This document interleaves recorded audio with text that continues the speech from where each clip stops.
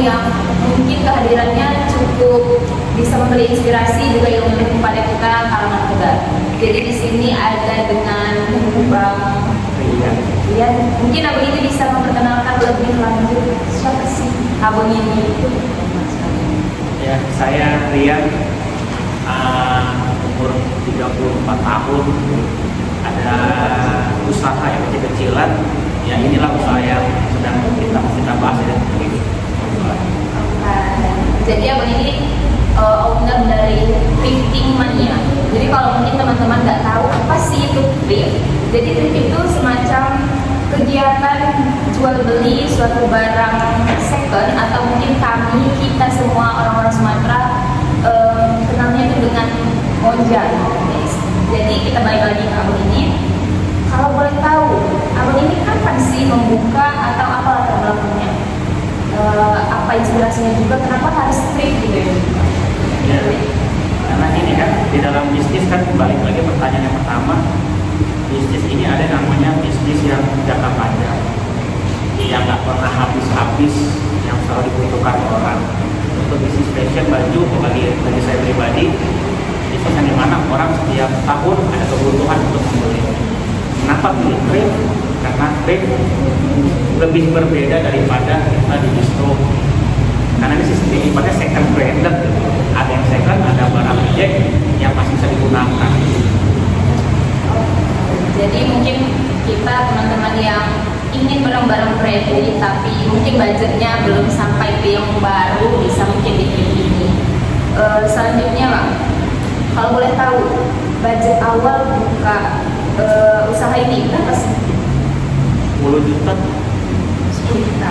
Oh, itu udah termasuk apa aja? 10 juta itu jadi gini kan, karena kita pun berawal tahu dari siapa kita, jadi dari modal yang kan begitu besar.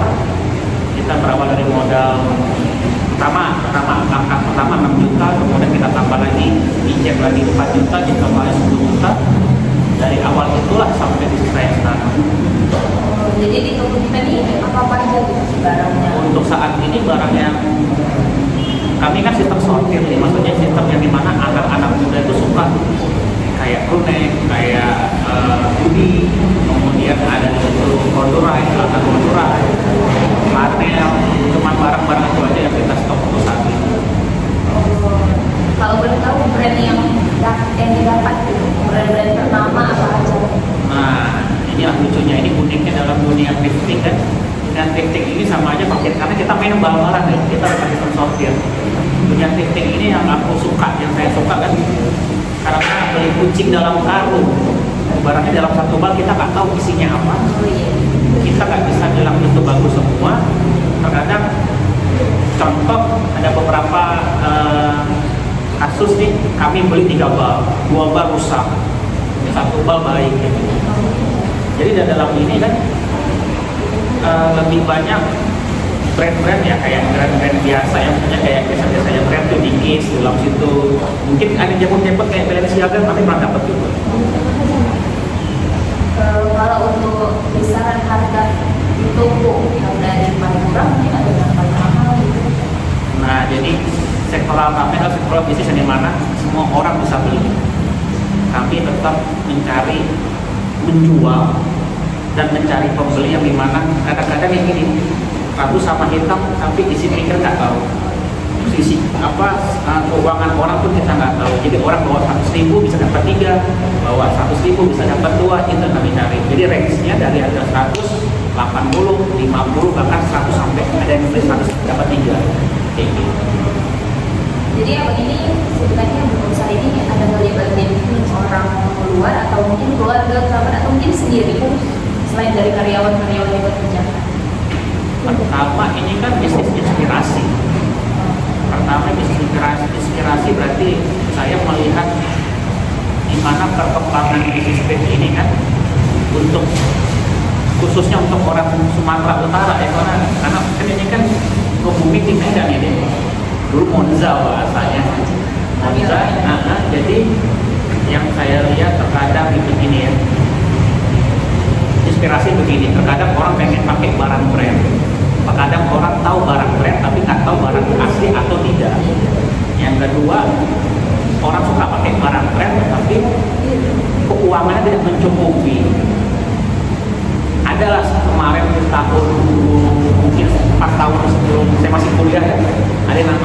berapa sih harga outfit lo? Kalau nggak salah tuh Reza Arab itu yang buat acara podcast itu, berapa sih harga outfit lo? Ada yang sampai puluhan juta. Terkadang karena saya kan pernah tinggal di Jakarta, banyak kawan-kawan yang emang beli outfit, lu mau kemana? Mau ke di sana tuh bilangnya trip, bukan monster. Jadi kita tahu bahwasanya yang dia pakai itu kan, wah ini harganya mungkin 3 juta, padahal mereka beli trip deh, itu nggak sampai di bawah 1 juta. Paling mahal 200.000. Makanya terinspirasi pertama dari situ. Begitu. Berarti Abang ini udah memperkenalkan beberapa karyawan juga. Iya. Ada nggak cerita atau konflik internal di dalam terus mengatasinya gimana sebagai orang Konflik internal yang paling masalah barang laku rame atau tidak. Sebenarnya kami nggak ada masalah konflik internal ya sama orang yang di bawah. Kami emang ibaratnya menghindari itu karena kita satu tubuh. Toko Abang ini sendiri udah berapa lama? Ini buat trip ya? Iya betul. Trip sudah berjalan 1 tahun 4 bulan lah. 1 tahun 4 bulan. Mungkin 1 tahun 4 bulan. Ingat nggak omset pertama terendah dan tertinggi selama 1 tahun per bulan ini? Omset Pertama mungkin tuh. omset pertama ini omset berarti pendapatan ya, pendapatan kotor ya, kisaran 12 juta. Oh itu pertama kali. Yang terendah? Yang terendah 8 juta 9 juta sebulan. Yang tertinggi? Yang tertinggi, yang tertinggi ini sampai 200 juta itu pasti barang kali. Perjuta lebih lah. Ada nggak dari pribadi sendiri suka duka menjalani usaha ini? Karena bagi saya bisnis adalah hobi, semuanya suka, ada yang duka. Kalau duka berarti kita berkasih rezeki. Abang ini sebelumnya ini usaha pertama kali atau pernah ada di naungan suatu perusahaan atau ini udah yang sekian kalinya? Ini untuk trip usaha yang keempat.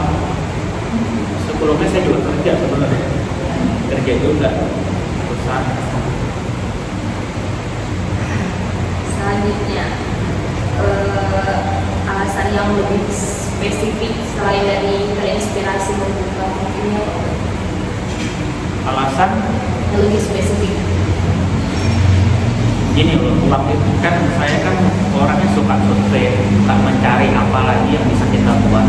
Karena emang dasarnya kita ini adalah bukan industri trip ini sebenarnya. Cuman karena kita tahu berawal kita dari orang yang tidak punya, berawal dari orang yang emang kita melihat kapan gue bisa kayak dia gitu. Jadi setiap ada perdagangan selalu kita mencari, mensurvei ke tempat-tempat. Nah untuk trip ini asalnya karena saya terinspirasi dari opung-opung yang di Medan. Jadi sempat juga ke Medan waktu itu. Opung-opung itu mungkin udah puluhan tahun dia jualan. Waktu itu Monza ya, sekarang trip. Yang dimana anaknya bisa sekolah, anaknya bisa jadi tentara, bisa jadi polisi. Saya rasa inspirasinya seperti itu, dalam arti semua usaha bagus asal konsisten. Berarti dia termasuk hobi juga. Apa abang dulunya Jadinya nggak hobi. pernah mengejar sebelumnya pernah nggak belajar mengejar sendiri? Sebelumnya saya pengguna barang baru, cuman terkadang inilah supaya barang motor bagus-bagus sih banyak orang yang nggak pakai. Kalau dari ini kan apalagi abang sendiri ini toko, kan? Kenapa harus lebih memilih toko dibanding dengan kayak kalau di Medan ada Pamela, ada Melati, sama kenapa nggak yang di situ aja, kenapa harus toko sendiri gitu? Jadi kemarin tuh inspirasinya karena kita mau buat paket baru, barangnya barang second branded, reject branded, bahkan ada yang new branded juga. Yang dimana dikemas oleh kita buka bak, kita jual. Kenapa dibuat dalam toko? kita pengen buat yang baru, dalam arti nggak semuanya barang second harus dikemas dengan yang biasa aja. Jadi waktu itu kita buat yang tampil beda. Mungkin kalau adik-adik melihat ke dalam toko, kalau dari luar udah kelihatan ini kayaknya distro, padahal itu kita jual barang second. Ini kayaknya mahal, padahal kita jual cepet atau 3. Padahal ini misalkan 80 Kak, bisa kurang lagi, bisa. Apa yang nggak buat kamu 60 pun kita kasih. Jadi kita buat yang ini seakan-akan berkelas tapi isinya emang murah. Gitu aja.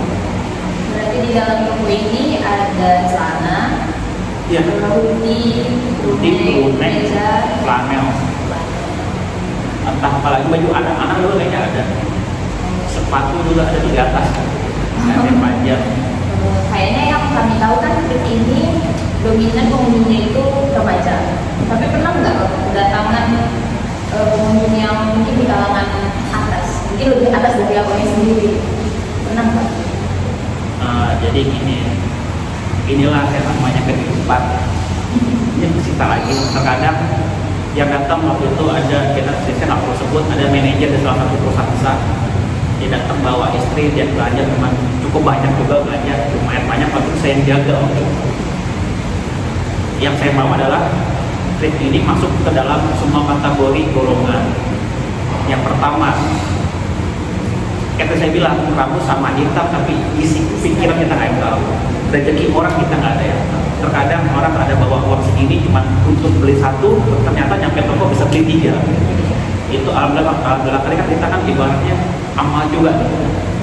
Untuk kalangan-kalangannya, dari beberapa orang yang datang, dari atas, dari yang bawah, dari yang menengah, itu pun kita rangkul. Jadi kalau ditanya ada nggak yang dari atas, itu banyak.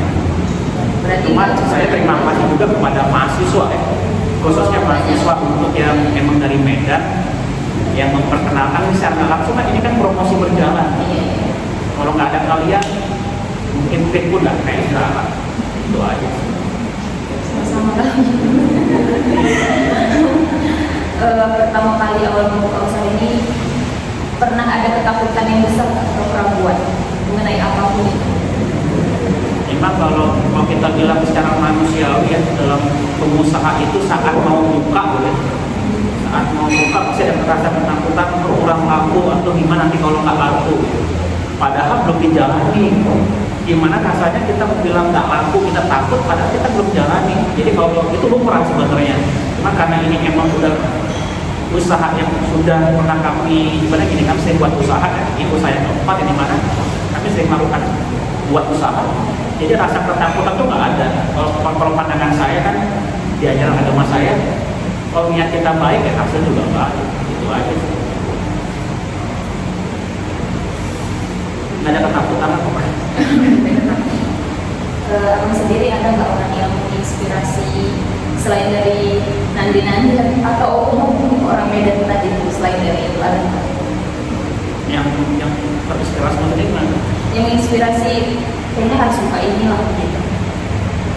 Di luar dari pengalaman yang tadi itu.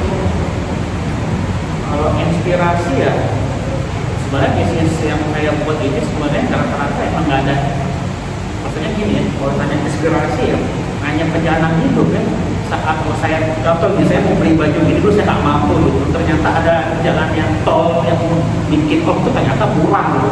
Kan hakikatnya murah kan selagi masih bisa saya bayar itu katanya murah ya, hakikat kata murah itu. Jadi inspirasinya ya dari orang-orang saya lihat kan perkembangan fashion itu tak pernah mati dalam arti begini ya.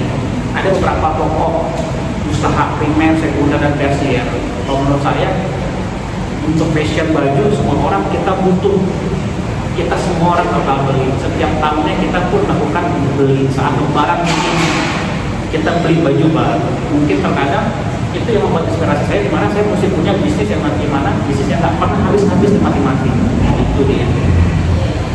Itu mungkin inspirasinya. Ada lagi?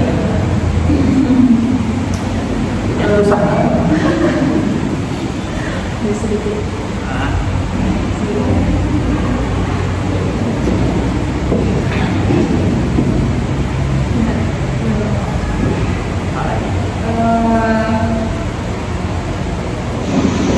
Ini Pak, dari 1 tahun 4 bulan kurang lebih ada pengalaman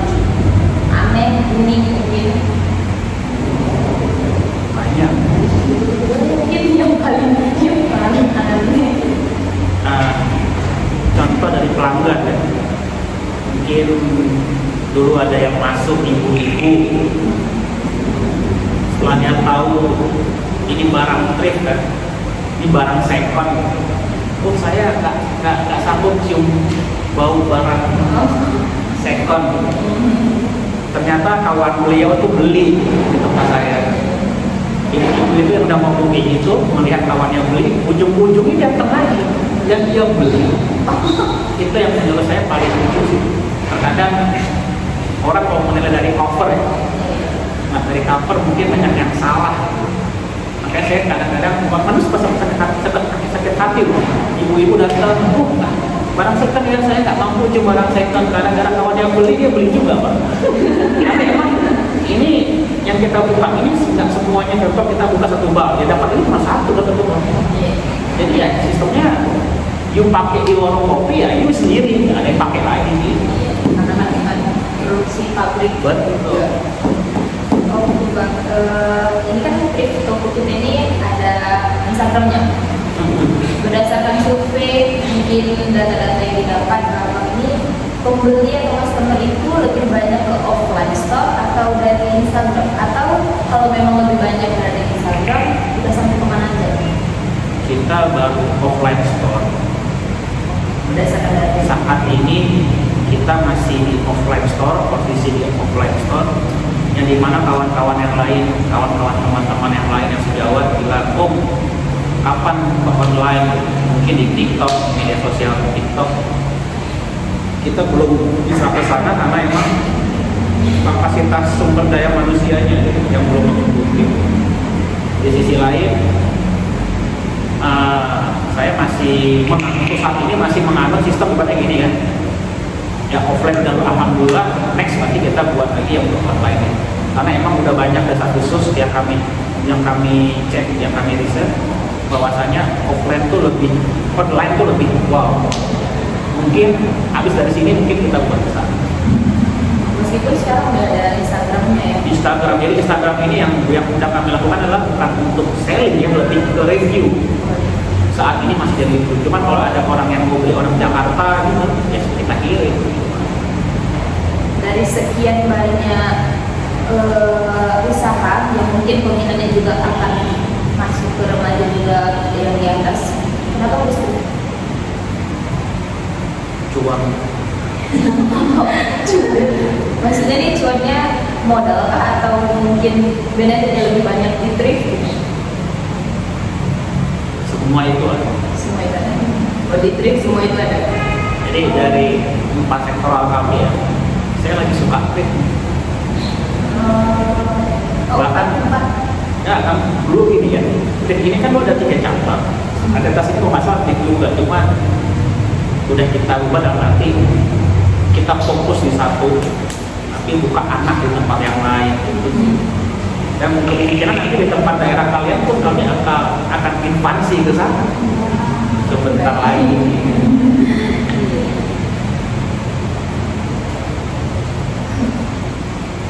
Apa lagi? Minum lah ya. Jadi ini podcastnya nih bisa ngomong. Boleh. Jangan bosan ya. Jadi tapi apa kan juga.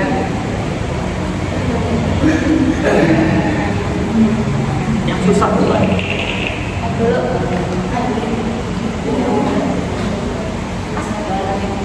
Iya, beli yang berapa juga banyak yang di mana ini. Ya, enggak maksudnya kayak Tingkat kerugian.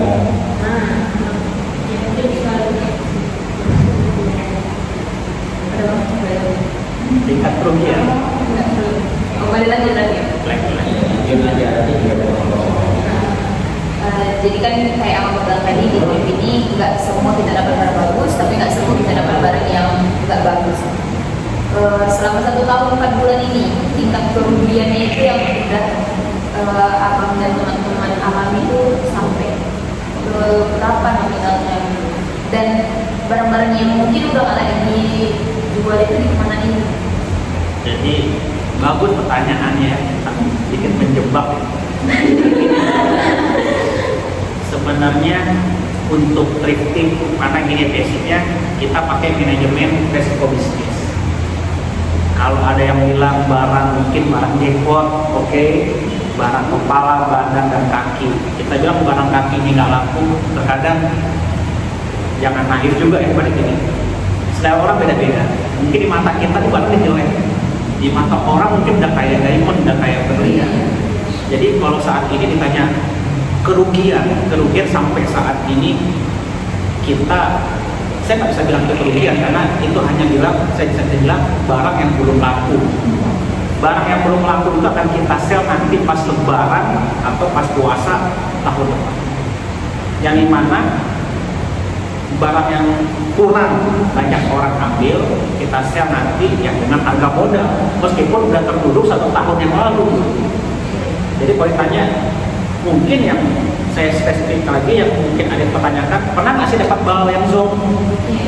Nah, jadi bal yang zong ini kan sebenarnya kerugian juga, tapi kerugian waktu. Dalam arti kita nggak rugi uang, tapi rugi waktu. Kapan barang bisa lewat? Ada waktu itu kita beli 3 bal karena kita ngambil dari bal-balan. Sekarang kita buat rumus yang dimana kita masukin 2 bal, andaikan 1 bal hancur, kita masih ke backup dengan 1 bal yang lain. Jadi kalau ditanya ada kerugian, untuk saat ini tidak mengasih kerugian, makanya saya sedang prioritas untuk nge-trade. Cuman emang kalau ditanya rezekinya mungkin kurang, barangnya nggak laku-laku, barangnya nggak baik, itu aja. Jadi kalau misalnya barang yang kurang laku atau belum itu, abang-abang ini akan membuka bal baru atau tunggu ini laku dulu? Sebenarnya kita harus buka bal baru. Perputaran inilah yang harus kita jaga. Soal barang-barang nggak laku, misalkan tadi ditanyakan dibawa kemana, nanti kita sell atau kita sedekahkan. Kalau sedekahkan kepada bapak manajer ini nanti ya sedekahkan. Dan mungkin kami boleh tahu juga untuk ilmu kami ke depannya bang, gimana mekanisme marketing abang di usaha ini? Yang jelas jual by quantity. Terkadang begini ya, banyak mungkin orang yang nggak suka sama usaha kami karena kami di bawah harga pasaran. Balik lagi, pasar kami adalah pasar yang dimana mahasiswa, orang yang menengah ke bawah. Terkadang kita pun nggak tahu siapa yang beli. Jadi selagi kami masih jual, meskipun itu tipis, itu akan kami lakukan seperti itu. Jadi kalau tanya mekanismenya kayak gimana, kita akan masukin barang baru, barang lama kita formulasikan berapa harga modalnya. Saya balik lagi bilang, kami tidak ada namanya rugi, cuma barang terduduk. Yang jelas orang datang jangan bawa uang segitu, dia masih bisa belanja. Karena saya yakin sekarang kan untuk di Aceh ini kan cuma satu, orang maunya murah, bisa nawar. Kalau dua itu udah orang dapatkan ya pasti ya jadi ya, saya rasa mekanisme seperti itu. Jadi orang-orang yang ada di frontliner kan bisa kurang nggak? Kurang. Tadi abang bilang juga ini usaha yang Keempat dari 4 itu? sebelumnya Iya, sebelumnya. Papua Sampai sekarang masih berjalan? masih berjalan. Lagi? Buat distribusinya, maksudnya kita kasih barang ke toko-toko lain, supplier, warung kopi. Jadi guys, yang ini juga punya warung kopi guys. Paling gabut di closing seksi. Promosi nama cafe shopnya yaitu Shadow Cafe. Jadi jalan biasa terus mau. Oke, mungkin ini terakhir dan penutup bang, apa pesan dan kesan juga semangat dari Bapak untuk anak-anak muda seperti kami yang mau membuka usaha? Pertama, jangan pernah takut gagal. Itu nomor 1. Yang kedua, konsisten pada diri dan usaha. Itu yang susah. Yang ketiga, coba terkadang gini ya, ini beda antara bengong sama melamun sama merenung. Coba renungilah bahwasanya kalau kita jual begini dengan harga mahal, apakah banyak yang beli atau enggak? Terkadang gini, kita aja sendiri kita pengen beli barang gitu, datang mau nego, kita sebagai pembeli pasti maunya murah, bisa nego. Kalau kita borong berapa habisnya? Coba bayangkan, coba renungkan bahwasanya kita di posisi orang yang emang hobinya suka 3 item itu. Dalam arti seperti ini, datang murah, masuk, ngambil banyak, kita bisa kurangi, jadi fleksibel seperti itu. Yang keempat, yang terakhir, yang paling penting, setelah jangan takut buka usaha, konsisten, amal. Kirain modal. Amal, karena ini kan sekarang bukan lagi zaman untuk saya mau buka usaha nih, tadi nggak punya modal, kan bukan zaman itu lagi. Kita bisa bermitra. Mungkin orang yang nggak mau nekat ngambil pinjaman bank ya bermitra. Karena di sini kan cuma modalnya ada 2 ya. Lu bisa konsisten, lu bisa jaga terus, percaya kan? Ya, yuk jalan. Bahkan jujur barang yang sampai ke kami ini yang bal-bal ini mungkin dikirim dulu baru kami bayar. Harus seperti itu. Jadi untuk para yang anak-anak muda, coba ubah mindset yang dimana andaikan kadang-kadang kayak gini ya, kuliah penting nih Pak, saya juga kuliah, terus kerja pun penting juga di kantor. Semua orang bebas untuk pilih cita-citanya, menjadi independent people juga bagus, menjadi pekerja di suatu sebuah perusahaan juga bagus. Tinggal kalian pilih, kalau misalkan kalian menjadi independent people, ubah mindset kalian untuk usaha itu. Andaikan kita pertamanya kita niatnya baik, pasti hasilnya baik. Makanya buat kalian yang masih muda, kalau kalian memang pecinta usaha, lakukanlah, tanya, berkumpullah dengan orang-orang yang usaha juga. Sama kayak dalam Al-Quran kan, saat kamu berkumpul dengan orang yang soleh, ya kamu hasilnya pasti soleh. Itu aja sih. Masih pesan? Oh, boleh Bang, abang ini mau ngasih pesan guys. Ya, aku makasih juga kan, pertama mau makasih kepada anak-anak Unimau khususnya, karena jujur saja pelanggan kami kebanyakan dari mahasiswa dan mahasiswi Unimau. Yang kedua, untuk adik-adik yang SMA negeri, SMK, STM yang sering datang, karena saya masih percaya bahwasanya mereka-mereka lah yang menjadi iklan secara berjalan mulut ke mulut. Terima kasih juga kepada mahasiswa-mahasiswa yang dari Medan yang kuliah di sini, karena dari mereka juga secara bertahap mengedukasi untuk masyarakat Laut Sumawe, memperkenalkan secara langsung tentang thrifting ini. Itu aja. Baik guys, itu tadi sekilas atau ilmu-ilmu yang bisa dapat dari Bang Rian. Di sini juga ada manajer Bang Rian juga. Jadi kalau misalnya kalian mau atau kepo barang-barang apa aja sih yang dijual di Thriftmania ini, kalian bisa mampir dulu ke Instagramnya di Thriftmania. Iya, Thriftmania. Thriftmania. Makasih juga buat Bang Rian dan Bapak Manajer juga Coffee Shop Chanwining sudah mengizinkan kami untuk direpotkan dan ditanya-tanya seperti tadi. Apabila saya selaku host ada salah kata atau kurang berkenan, mohon dimaafkan. Sama saya juga.